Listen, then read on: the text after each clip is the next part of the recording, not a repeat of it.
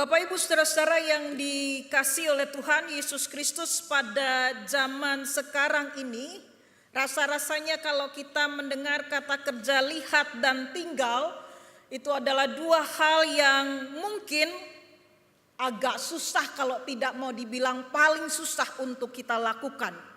Kenapa? Karena hidup kita atau saat ini kita berada di era distraksi. Era distraksi adalah era atau zaman di mana perhatian atau fokus kita menjadi paling langka, menjadi barang paling langka dan paling mahal. Kenapa? Karena kita terus-menerus dibombardir oleh berbagai gangguan informasi. Siapa di sini yang pernah mengalami sindrom getaran hantu? Apa meneh gitu ya. Nah, itu loh. Rasa-rasanya paha kita bergetar, kita yakin 100% ada notifikasi di HP kita atau di tas kita yang kita taruh di samping kita, gitu ya, sehingga getarannya terasa. Lalu kita panik, cepat-cepat buka resleting tas kita atau cepat-cepat merogoh kantong celana kita. Karena kita merasa ada getaran, ada notifikasi yang masuk, ada miss call yang masuk. Tapi ternyata itu cuma syaraf kita yang sudah terkoneksi secara gaib dengan gadget kita. Ada yang pernah merasa seperti itu? Begitu dilihat HP-nya ternyata masih tenang-tenang saja gitu ya. Itu, atau misalnya begini.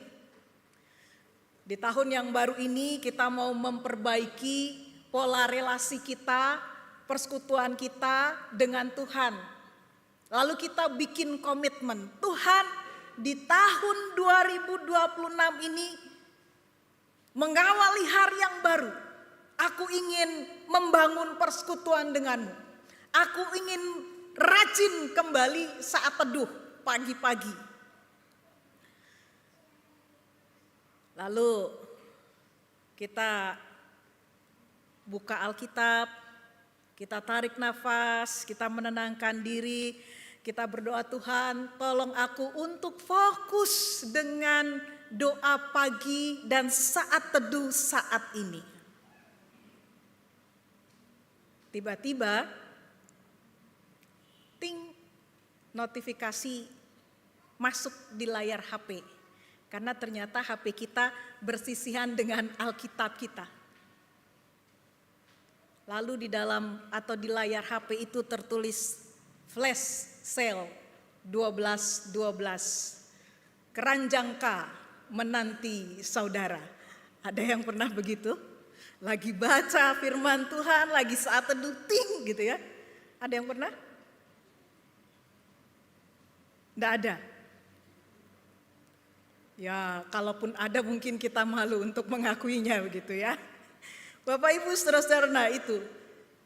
Kita begitu mudah dicuri konsentrasi kita, fokus kita, ya.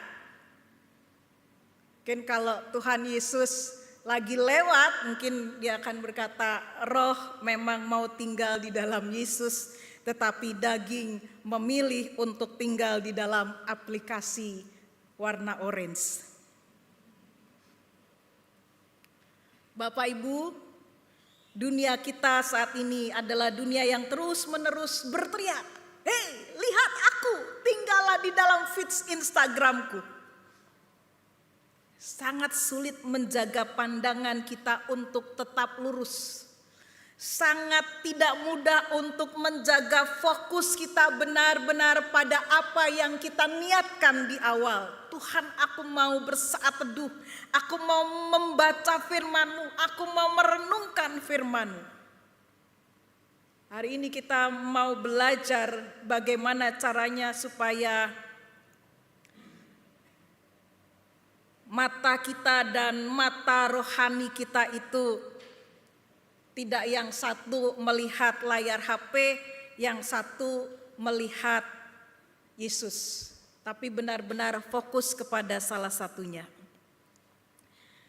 Melalui kesaksian Yohanes Pembaptis, kita diajak untuk berhenti sejenak, melihat serta tinggal di dalam Yesus. Di dalam kesaksiannya, Yohanes Pembaptis berkata, "Lihatlah anak domba Allah yang menghapus dosa dunia." Bapak Ibu saudara-saudara yang dikasihi oleh Tuhan Yesus Kristus, ketika Yohanes Pembaptis menyerukan, "Lihatlah anak domba Allah yang menghapus dosa dunia," dia tidak hanya sedang berbicara mengenai misi dan pengorbanan. Ayat 29 ini dilatar belakangi oleh tradisi kurban di dalam perjanjian lama. Ya, umat Israel kalau mereka melakukan pelanggaran, mereka mempersembahkan hewan kurban. Itu ya. Dan biasanya hewan kurban itu adalah hewan kurban yang harus sempurna fisiknya.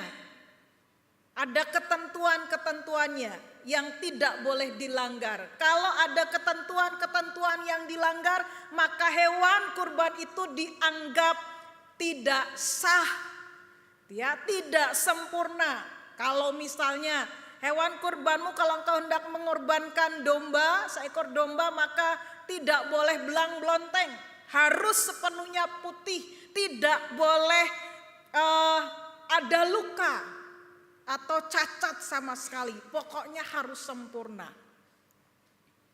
Nah, kita ingat ketika Tuhan hendak menurunkan tulah yang ke-10, itu ya, Allah kepada Musa meminta agar Musa memerintahkan keluarga-keluarga Israel untuk mempersembahkan hewan kurban, gitu ya, lalu darahnya dioleskan di tiang pintu supaya kalau malaikat lewat hendak mengambil nyawa, maka rumah-rumah orang Israel, anak-anak sulungnya akan selamat, baik anak sulung manusia maupun anak sulung hewan, seperti itu. Tapi kalau tidak, maka ya anak sulungnya akan mati, termasuk anak sulung hewan atau ternak mereka, itu ya. Kalau kita membaca misalnya 10 tulah yang ke-10 seperti itu.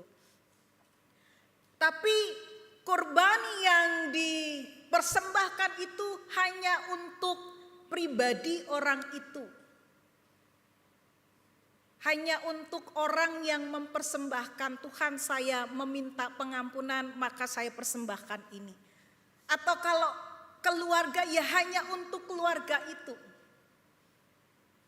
Tetapi ketika Yesus berkata, "Lihatlah anak domba Allah yang menghapus dosa dunia," maka jelas yang disingkirkan oleh Yesus itu adalah penghalang kita antara kita dengan Allah, dosa-dosa kita. Dan itu berlaku untuk dunia, bukan hanya untuk orang per orang, bukan hanya untuk pribadi demi pribadi atau keluarga demi keluarga atau satu suku bangsa saja. Ketika Yohanes Pembaptis memberikan kesaksian, "Inilah anak domba Allah yang menghapus dosa dunia," jelas misi Yesus datang ke dalam dunia adalah menjadi sama dengan kita, mengambil rupa seorang hamba, bahkan mati di atas kayu salib. Mati dengan cara yang hina, supaya darah yang tercurah itu menjadi korban penghapus dosa sekali untuk selama-lamanya. Dampaknya apa Bapak Ibu saudara-saudara? Ketika darah Kristus dicurahkan, ketika darah Kristus dipersembahkan bagi dunia ini, maka Rasul Paulus kepada jemaat di Korintus dalam 1 Korintus 1 ayat 1 sampai dengan 9 memberikan implikasi atau dampak-dampak yang jelas dari pengorbanan Kristus itu. Yang pertama, adanya perubahan status. Siapa yang berubah statusnya? Kita. Dari yang tadinya orang berdosa menjadi orang yang dikuduskan oleh karena kasih dan rahmat Tuhan. Kita bisa memperhatikan itu. Kepada jemaat Allah di Korintus, yaitu mereka yang dikuduskan dalam Kristus Yesus, yang dipanggil menjadi orang-orang kudus dengan semua orang di segala tempat yang berseru kepada nama Tuhan kita Yesus Kristus, yaitu Tuhan mereka dan Tuhan kita. Ini statusnya. Dampak yang terjadi ketika Sang Anak Domba Allah itu mati di atas kayu salib. Bukan karena kita sempurna, tetapi karena kurban Kristus yang sempurna. Yang kedua, kita tidak lagi perlu merasa takut dengan apa yang akan terjadi pada hari penghakiman. Karena Anak Domba Allah yang menghapus dosa dunia itu adalah pribadi yang sama yang menjamin kita untuk tetap tak bercacat sampai akhir. Bukan dengan kekuatan kita, tetapi oleh karena rahmat Tuhan yang dilimpahkan kepada kita dan karena kesediaannya untuk menjaga kita, maka kita mendapatkan jaminan. Kita bisa menjalani hidup sekarang tanpa rasa cemas akan penghakiman akhir. Masa depan kita aman karena karya Kristus yang dikerjakannya di atas kayu salib. Yang ketiga, dampak berikutnya adalah kita mendapat pintu akses kepada hikmat dan karunia Allah. Kamu di dalam Dia menjadi kaya dalam segala hal. Bukan berbicara tentang materi, tetapi karunia-karunia Allah yang dianugerahkan kepada kita. Kenapa? Karena hambatannya sudah disingkirkan dosa-dosa kita. Pengorbanan Yesus Sang Anak Domba Allah itu bukan hanya menjadi tiket bagi kita untuk masuk dalam kekekalan bersama dengan Bapa Surgawi, tetapi juga membuka pintu bagi anugerah Allah yang melimpah di dalam keseharian kita. Yang bisa kita lihat, bisa kita rasakan melalui karunia-karunia yang Tuhan percayakan kepada kita, sehingga kita bisa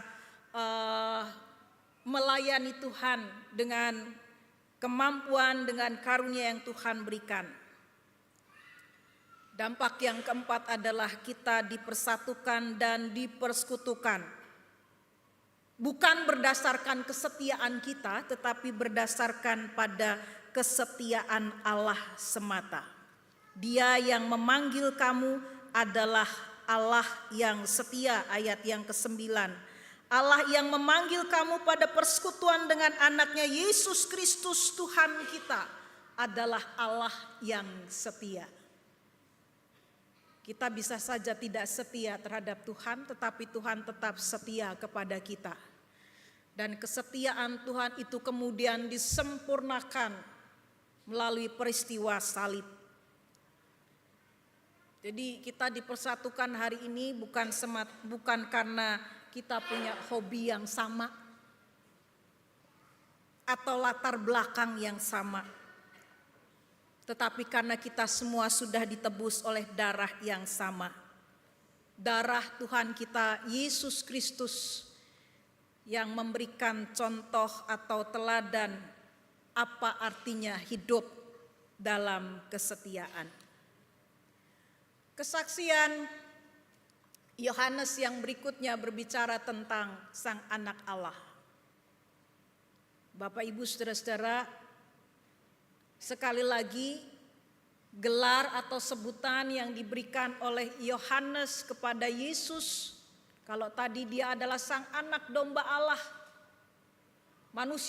yang sempurna, manusia sempurna yang diberikan, dianugerahkan Allah kepada kita. Maka ketika Yohanes bersaksi, dia inilah anak Allah.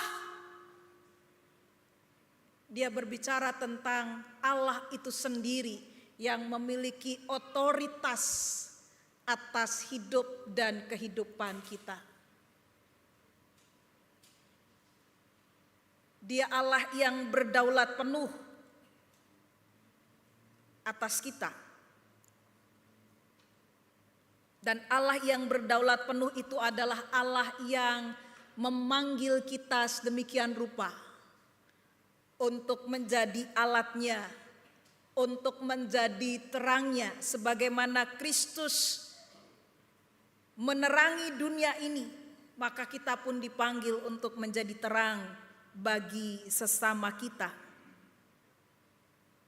Ketika Yohanes bersaksi tentang dia inilah anak Allah, dia memberikan kesaksian bahwa Yesus sebagai anak Allah menjamin bahwa hidup kita akan tetap berdampak sampai ke ujung bumi. Jadi bukan dunia yang menjamin bahwa kita dapat menjadi terang bagi sekitar kita, tetapi Allah sendiri yang menjamin kita, yang memampukan kita pada akhirnya untuk menjadi terang bagi sesama kita. Bapak Ibu saudara-saudara yang dikasihi oleh Tuhan Yesus Kristus, dari apa yang disaksikan oleh Yohanes Pembaptis, kemudian kita melihat bagaimana dua orang muridnya lalu berjalan mengikut Yesus.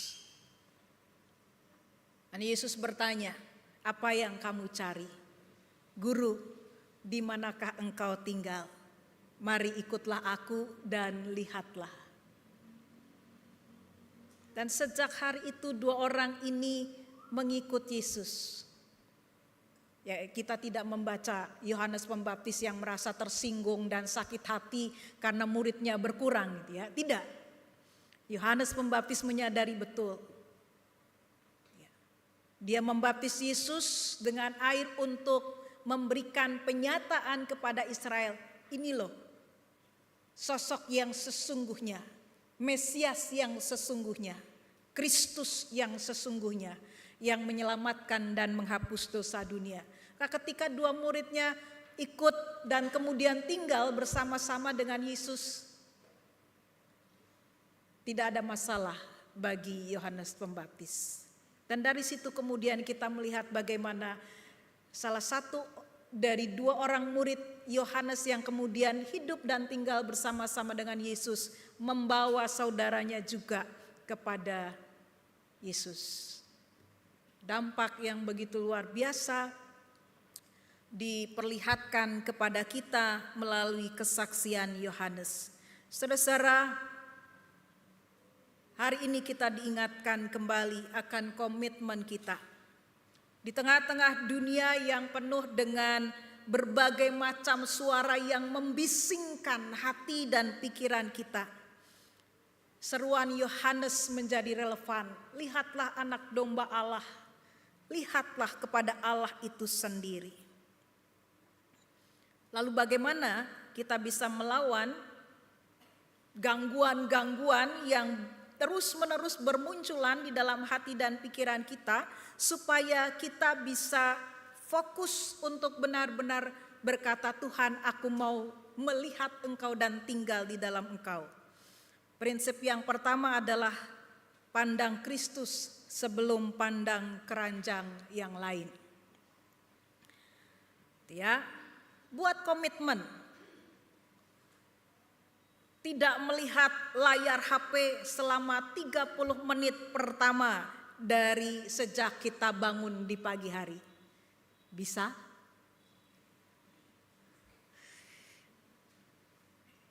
Sebentar Bu, gitu ya. Wah, kalau 30 menit kayaknya kelamaan. 10 menit bisa? Mungkin kalau ibu rumah tangga bisa ya. Karena begitu bangun melek mata gitu kan. Pikirannya langsung ke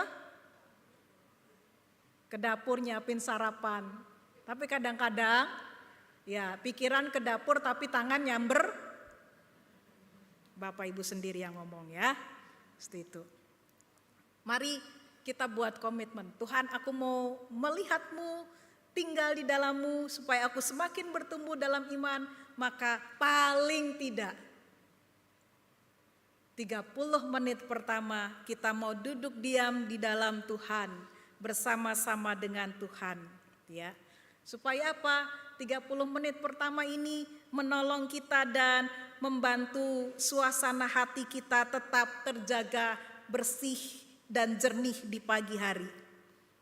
Biarkan Tuhan, biarkan firman Tuhan yang mengisi baterai jiwa kita lebih dahulu. Yang kedua, 30 menit rasanya tidak mudah. Mungkin yang dua ini juga semakin tidak mudah. Melakukan sabat digital singkat. Kira-kira memungkinkan tidak? Pokoknya hari ini saya benar-benar mau offline gitu ya. Saya yakin dunia akan tetap baik-baik saja. Sekalipun saya tidak membuka HP selama beberapa jam. Seperti itu. Karena seringkali Bapak Ibu kita dipenuhi oleh perasaan cemas. Ya. Kalau bahasa anak sekarang itu FOMO. Tahu FOMO Bapak Ibu? Fear of missing out gitu ya. Kita takut terhilang. Kita takut dikatakan tidak update ya. Atau kudet gitu ya. Kurang update gitu ya. Enggak masalah. Seperti itu. Dunia boleh menganggap kita tidak eksis. Yang penting Tuhan menganggap kita eksis. Mau pilih yang mana? Dianggap eksis oleh Tuhan atau dianggap eksis oleh dunia? Ya, Bapak Ibu mungkin senyum-senyum, tapi mari kita refleksikan bersama-sama. Ya. 3, ubah notifikasi menjadi aspirasi. Wah, apa meneh ku ya? Seperti itu. Nah, misalnya kalau ada notifikasi masuk saat kita sedang berdoa atau membaca Alkitab, katakan dalam hati kita atau dengan suara keras, bentar ya dunia, saya lagi ngobrol sama yang punya dunia. Sedap gitu ya. Bentar ya, saya lagi ngobrol sama yang punya dunia. Ya. Maka jadikan distraksi itu sebagai alarm supaya kita kembali fokus kepada Tuhan Yesus. Ya. Lalu yang keempat, latih otot fokus kita melalui meditasi firman Tuhan. Katanya berdasarkan penelitian ya, kemampuan orang-orang zaman sekarang ini untuk diam selama 10 menit itu sesuatu yang tidak mudah. Jadi kalau ada seseorang selama 10 menit sanggup tidak melakukan apa-apa, tetap dia merenung di hadapan Tuhan, maka dia sudah dianggap sebagai orang yang sakti.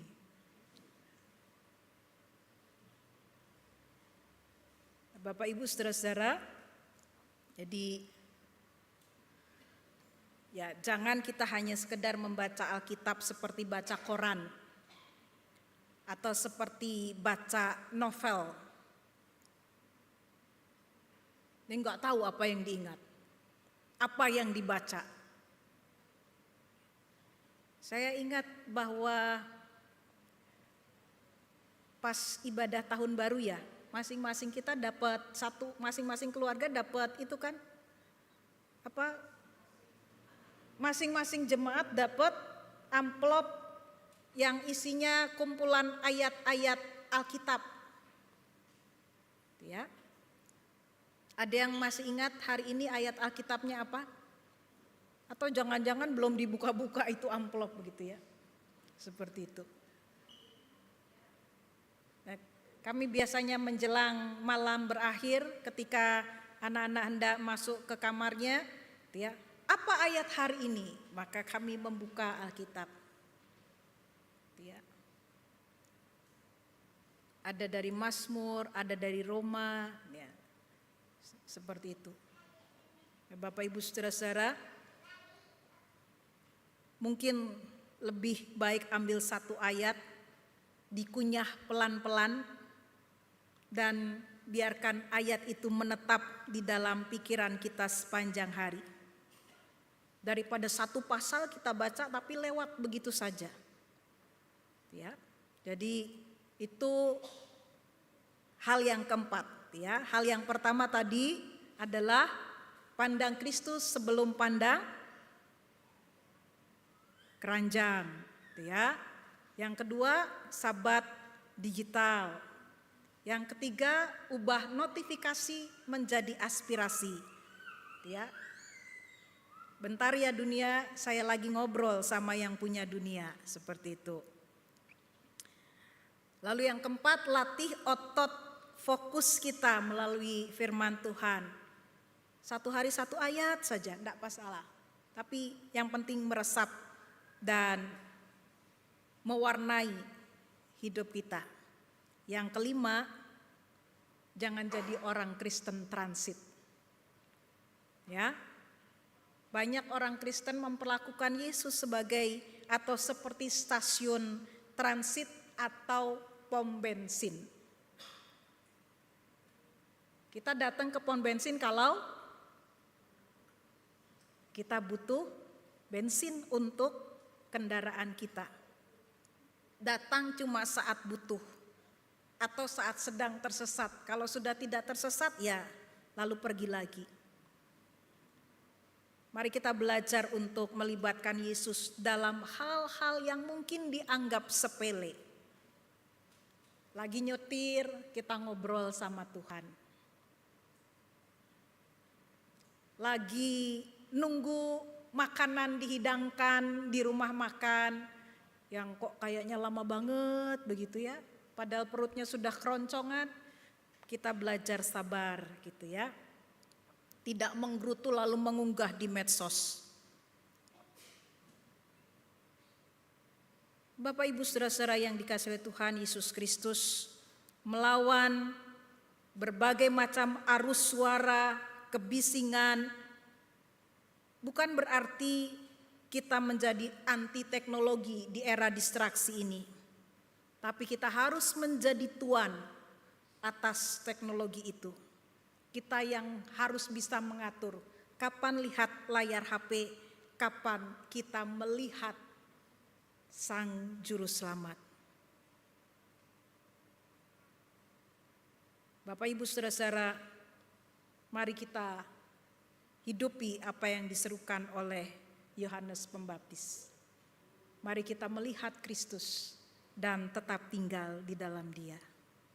Amin.